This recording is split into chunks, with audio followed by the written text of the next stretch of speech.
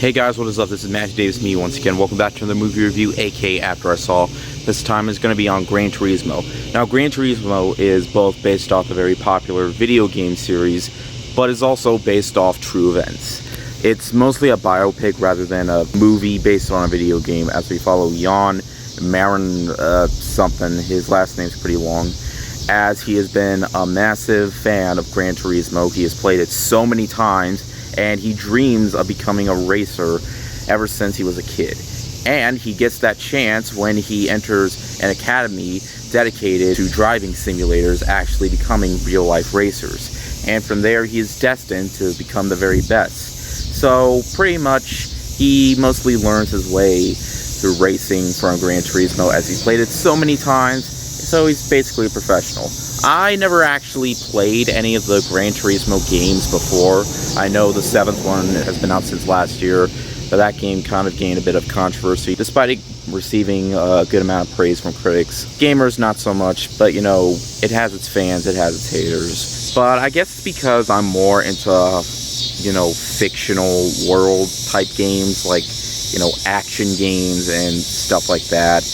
And I find it kind of interesting how most big video game studios, like the ones that currently make consoles, have their own big racing franchise. Nintendo has Mario Kart, Xbox has Forza Horizon, and PlayStation has Gran Turismo, of course.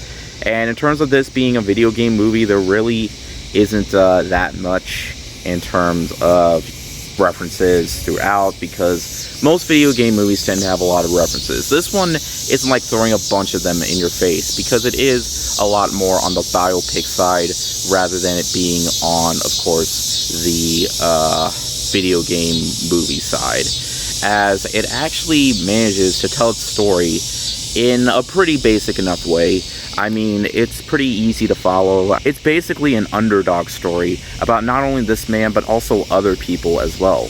And one of the people helping him is played by David Harbour, who was a failed racer, but is willing to help him get better at racing. And he is excellent in the movie, and he probably gives the best performance out of this entire thing.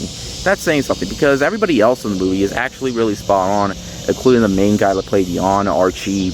Again, last name is kind of hard for me to pronounce, as the movie does tend to give very strong performances. And in terms of direction, Neil Blomkamp, the director of District 9, still my favorite film of his, manages to do a solid enough job with the direction. The movie never really did feel like it dragged on way too long, though.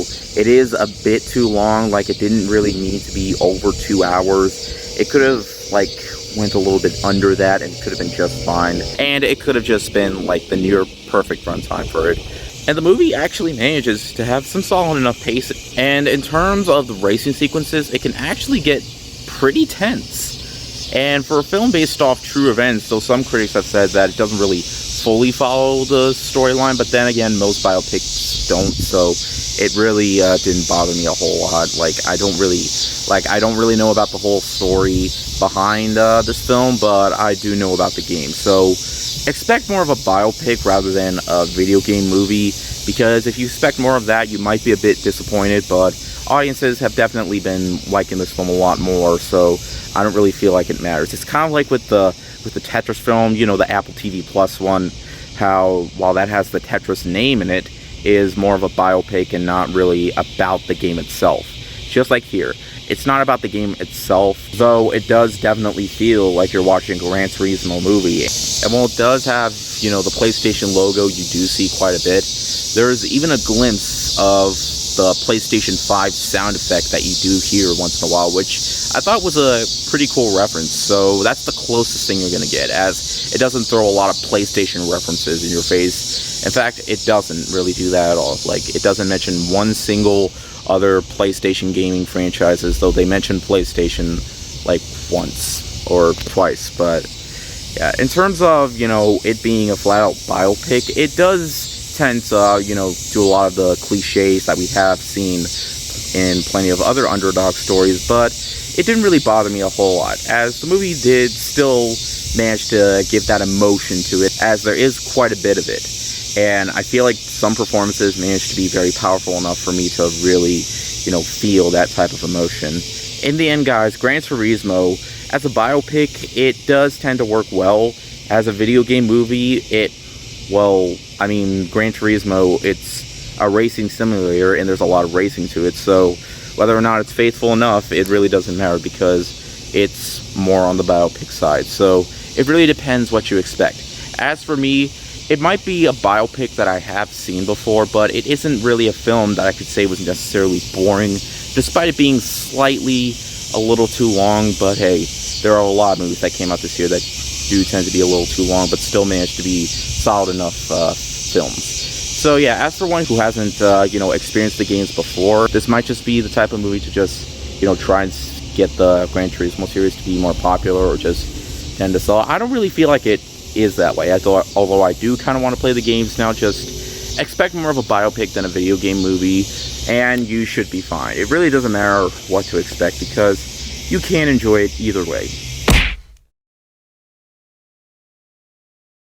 I know I've been giving a lot of movies that rating, but that will tend to change eventually. It's just, as for me, who's not really a big racing fanatic, though there have been a lot of racing movies before that I do think are spectacular. It's just, this one, in terms of it being a biopic and a video game movie, it works in its own respectable ways, differently, just not perfectly.